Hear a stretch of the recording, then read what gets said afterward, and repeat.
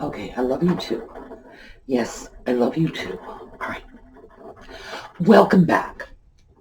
Um, Audie is here, and as you can see, he is looking for love. He's jiggling the table, and his little tail is eventually going to throw the camera out of focus too. So, get you what you want. Do you want to say hi? And don't knock anything over with that little tail. Come here. Turn around. Say hi.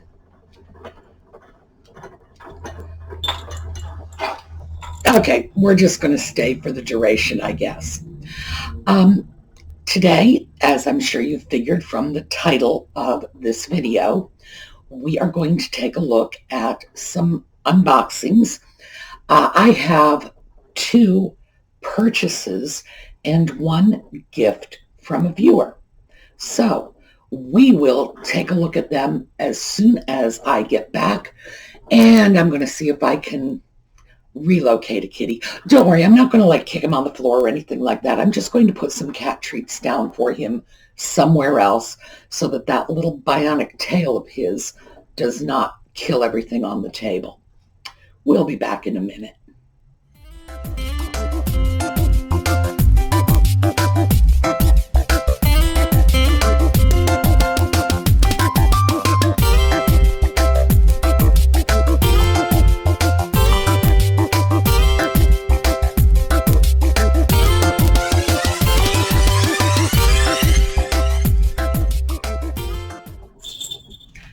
Okay, we are back with the first box.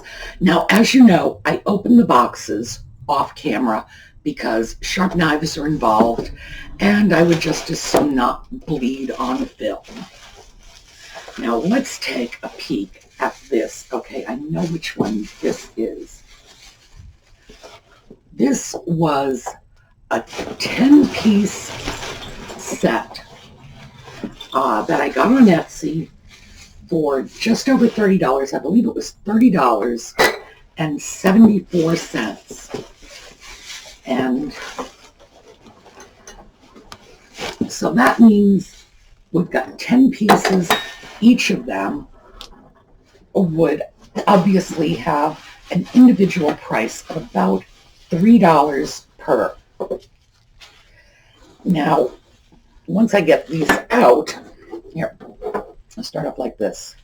Okay, now you can see why I got them, because this butterfly pattern is very popular, and I have butterflies on other pieces. Now, when I get pieces like this, it's usually so that I can combine them to make tidbit trays. And I'm sure you're wondering why it's always, oh, look at this little creamer. I'm sure you're wondering why it's always lusterware. Well, there is a reason for that. With lusterware, I think that emptied out this box, the color combinations are very predictable. It's peach and blue. Peach and blue. We've got the match. So if I wanted to combine the little creamer with the peach and blue plate, I can do it very seamlessly. If I were to do that with other kinds of china, I would have to know the pattern and know what the colors are. And by that I mean real world, because you can't go on the internet, look at a computer monitor and say, I know what color that is. Sometimes you just don't. All computer monitors render colors a little tiny bit differently. So what I would see on my computer or my smartphone or whatever I'm doing to look up the item, that's not necessarily what you're going to see in real life. But with Japanese lusterware, peach and blue are very stable color combinations. And it's very convenient too. Now, let's just get these out. We've got a little teacup here. We have a little chip in the teacup. And I'm pretty sure, by the way, that the seller mentioned the little chip in the teacup. But again, I'm going to do a porcelain repair video, which means I can take care of that little piece along with the pieces I'm using in the video. So we have 2, 4, 6, 7, 8, and we've got 9, 10 here. Now, in addition to the butterfly pattern, what intrigued me about these pieces is they're small, very small. This is probably a child's tea set rather than an adult set of service. I mean, look how tiny this is. To even call this a demitasse cup is kind of a stretch. However, for my purposes, small is great, because as I start combining pieces, I'm always looking for interesting and attractive little pieces to put on top. And to that end, here is my little cache of children's tea set pieces. We've got a little teeny tiny creamer. It's only that big. That's going to look great on the top of something. I've got a little gilt teapot with its lid. Again, great little topper. And people tend to like the Tidbit trays with toppers. So, oh, here's another nice one. This is a little creamer. And this one is peach and white with a sort of cobalt blue handle. This one is going to really do well with the right pieces, especially the pieces I have that are leaning toward peach. And as you can see, the flowers are a sort of orange color, brick red, really. I mean, if you look at it carefully, it's sort of brick red. And that, too, was a common color for Japanese lusterware. Sorry, I've got Audi up my nose is what I've got. So a piece like this is going to go very well with certain kinds of pieces. Now, this little set is great. If I want to sell the creamer separately, I can. If I want to put it on top of a Tidbit tray, I can do that too. And I like the versatility of that. So let's take a look. We're not going to take a look at this. This I'm going to set over here. So that will be set aside. Now I have a large box here. Let's take a look at what we've got.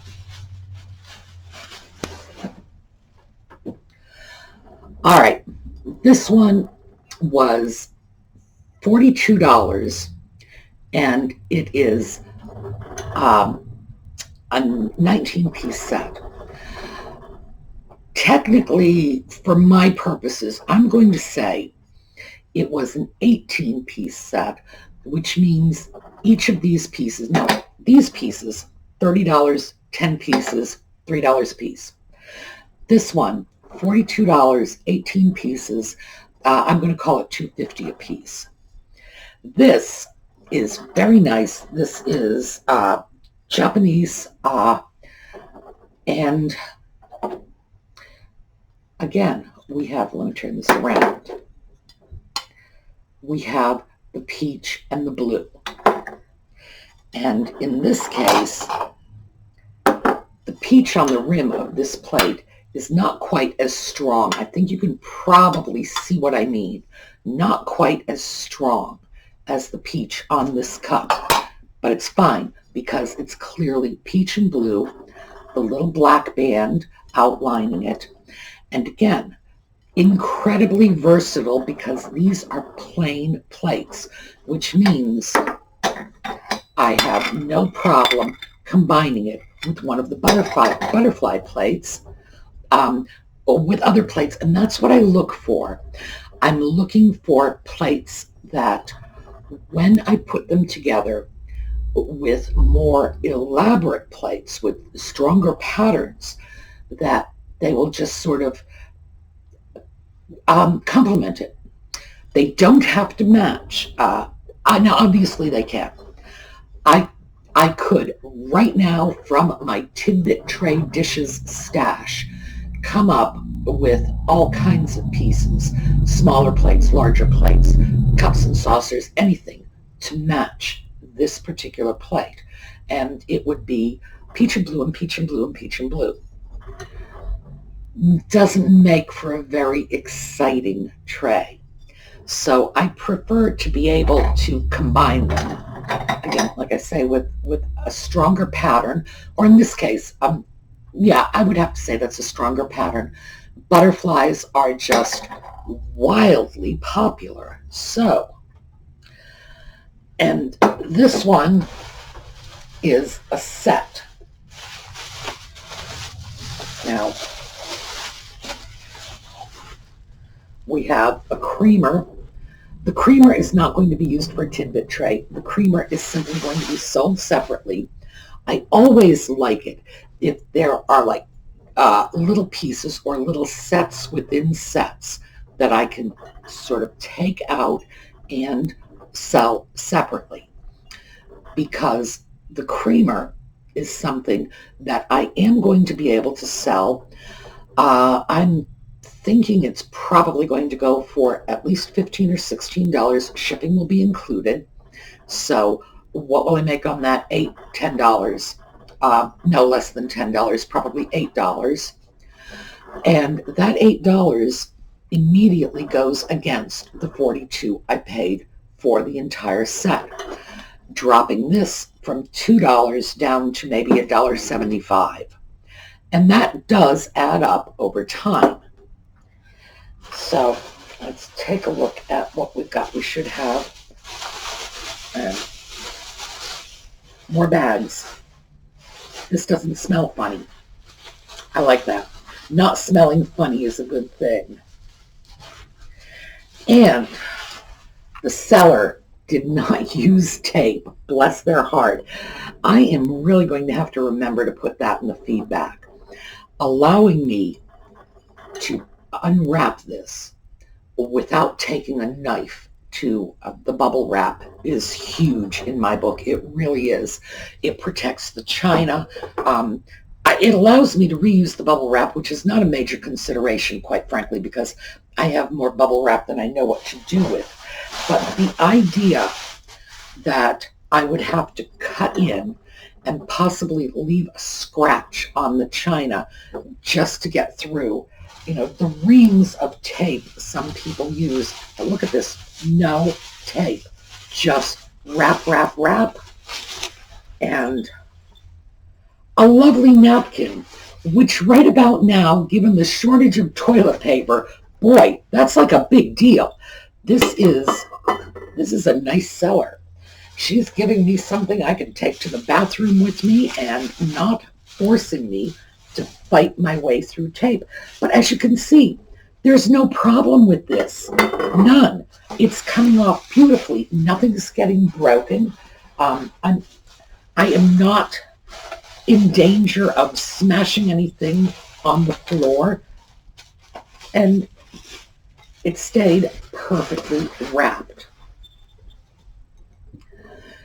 Now, this set is the creamer. 6 plates like this, 6 cups, and 6 saucers. Now, let me get them all unwrapped because I am going to show you what I'm going to end up doing with some of these.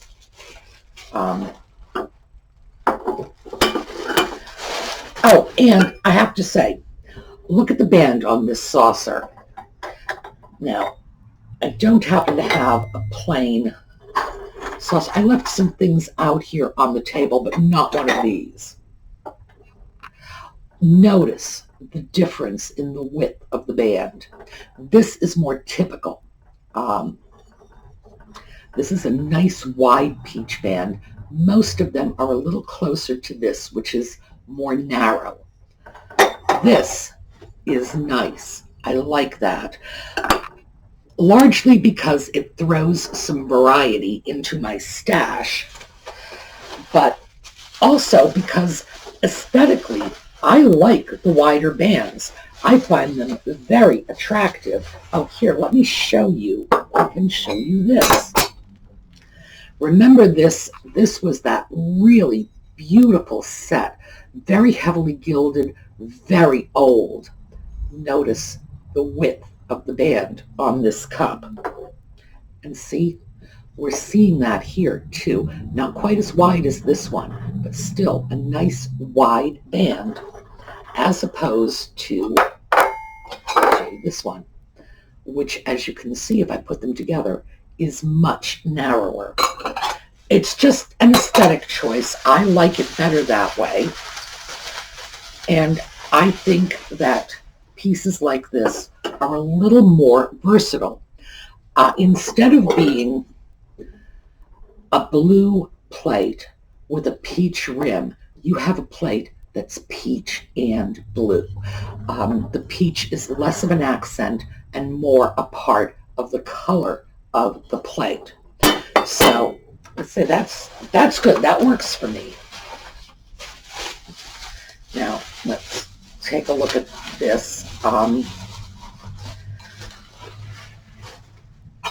So what I'm going to do is I'm probably going to just skip over this next little bit of wrapping, or unwrapping rather, so that you can see everything already out. You don't need to watch me unwrap every single piece.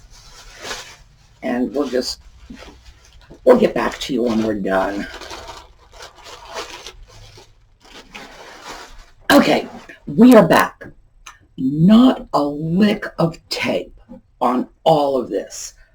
None. And things like a toilet paper wrapper.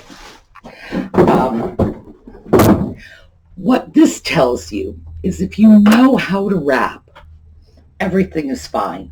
Everything arrived in perfect condition.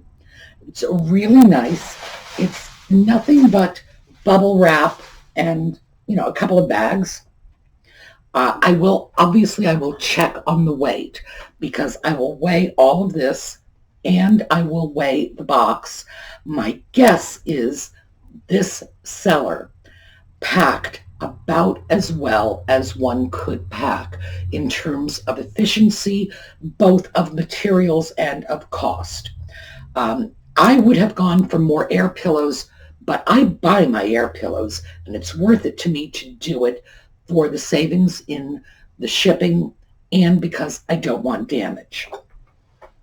So let's take a look at this. These cups, 4 of them, are already sort of earmarked to go somewhere. A couple of months ago, I sold a tea set to a buyer on Etsy, and one of the cups arrived broken. Now, obviously, I offered to refund or rebate or whatever, but the buyer simply wanted another teacup. Now, I'm going to show you, let me stop for a minute right here. Let me show you that set. This is the picture the buyer sent to me showing me the broken teacup. So, take a look.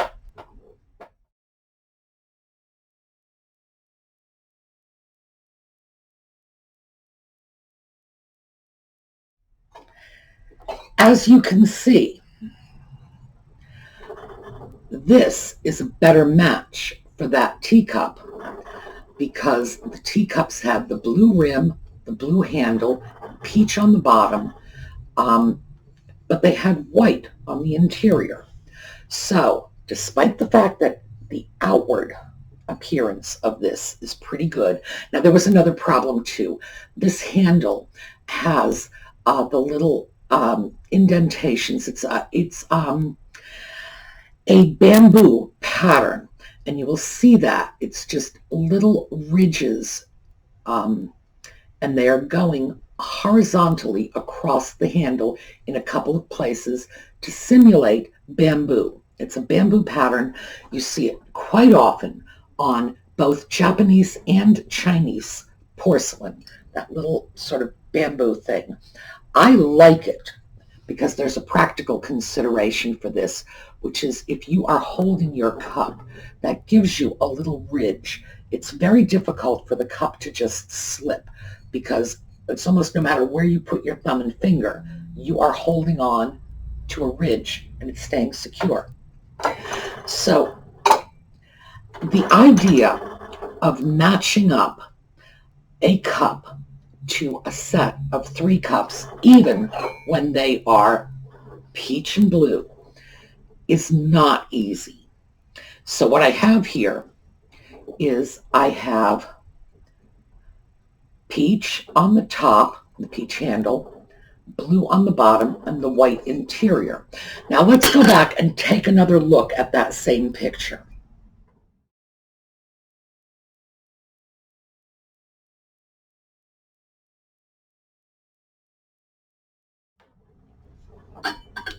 Notice, even though the cup is not a match for the other cups, it is a match for the sugar, the creamer, and the teapot, which all have peach handles, a peach band on the top, and blue on the bottom, and of course the white interior. So what I need to do with this is I need to grab 4 of these. Now mind you, I have 6. I need to grab 4 of these. I need to pack them up. I need to send them off to that buyer and say, here you go, because frankly, it's not only the best I can do, it's actually a better match for the set. And that happens sometimes. You will get a set and it's hard to tell if the pieces were all part of the original set or not. My suspicion is this creamer was not originally part of the set. And the reason I would say that is the handle is different. Now, doesn't necessarily mean anything. Sometimes the creamer, the sugar, the teapot will have a more ornate handle.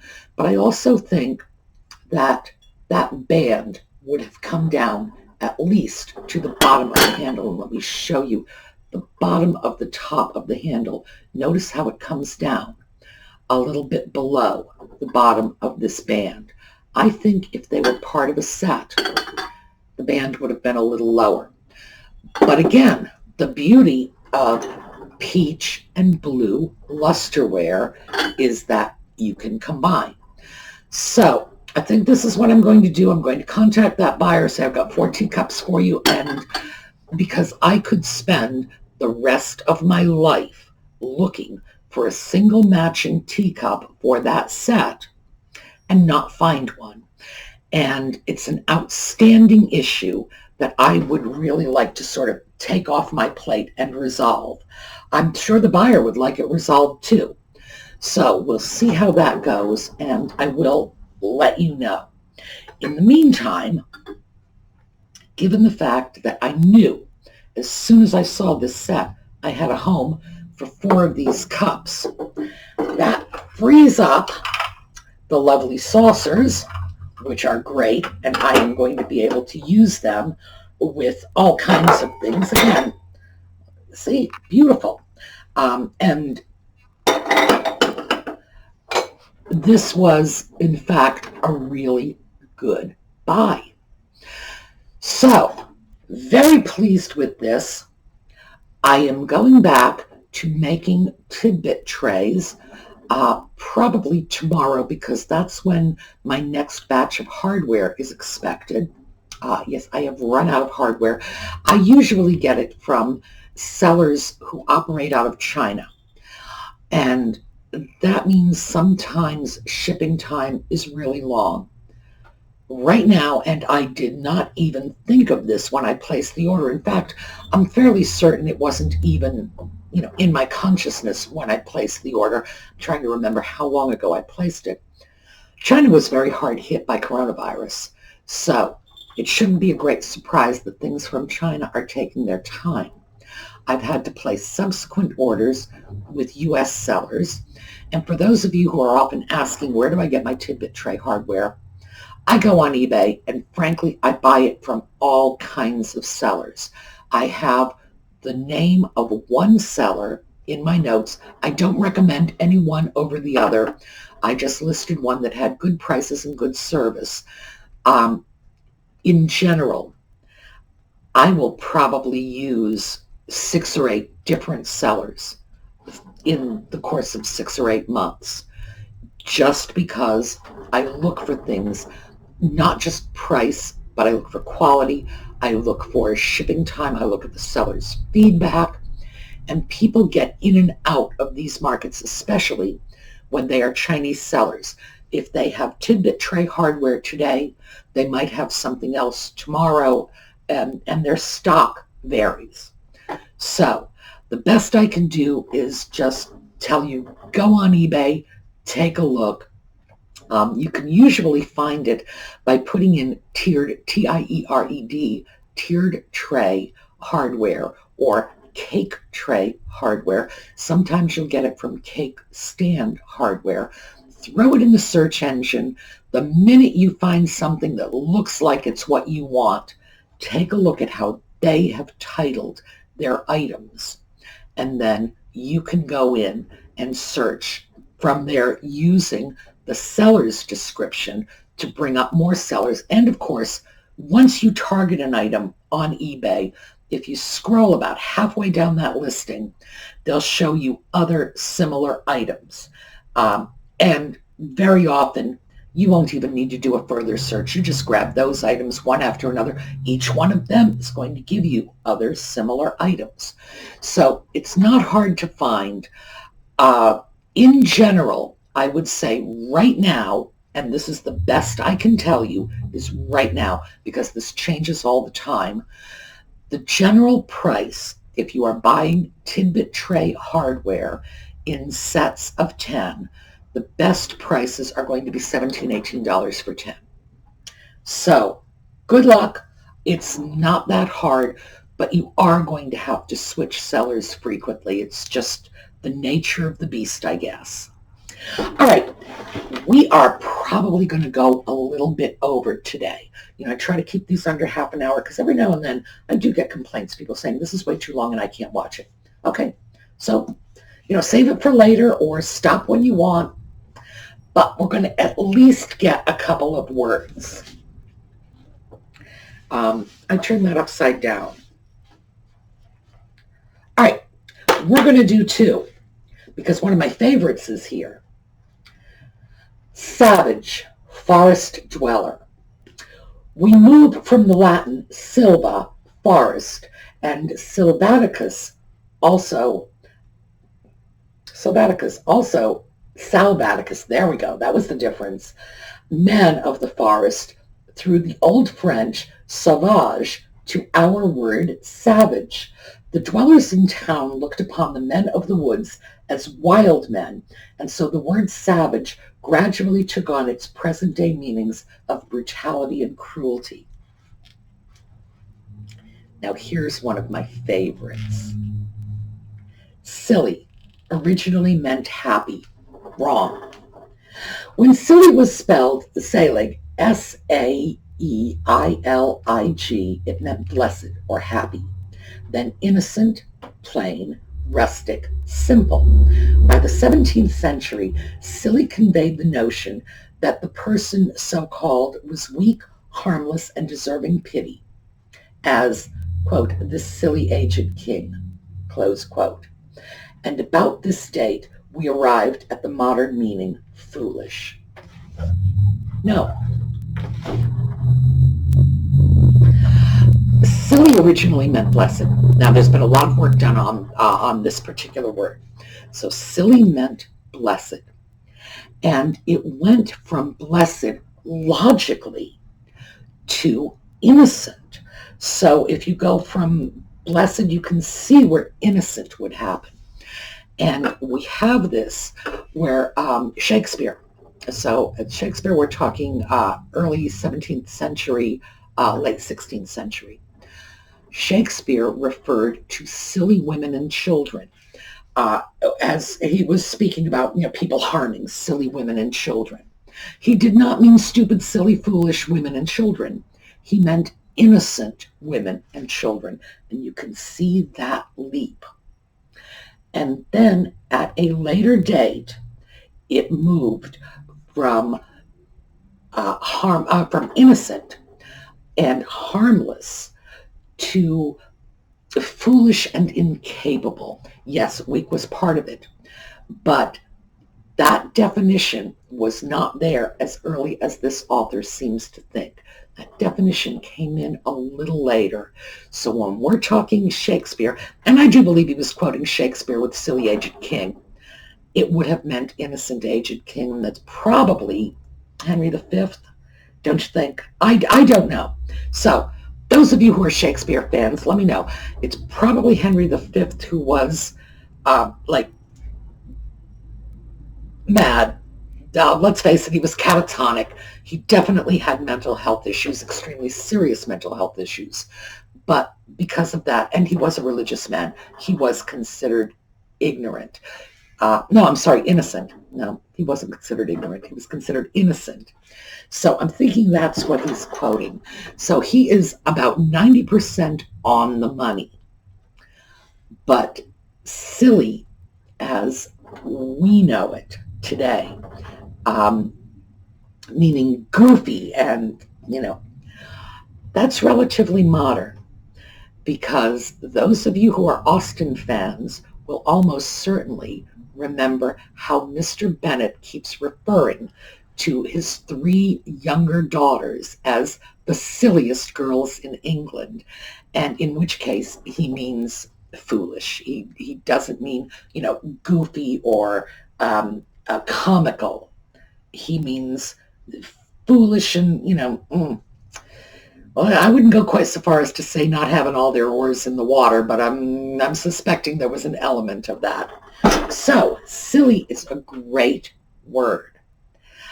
Now, we've gotten this. I will see you all tomorrow. There's going to be yet another unboxing, because as soon as I finish this video, I'm going to start tomorrow's video while I have stuff all over the table. All right, see you tomorrow.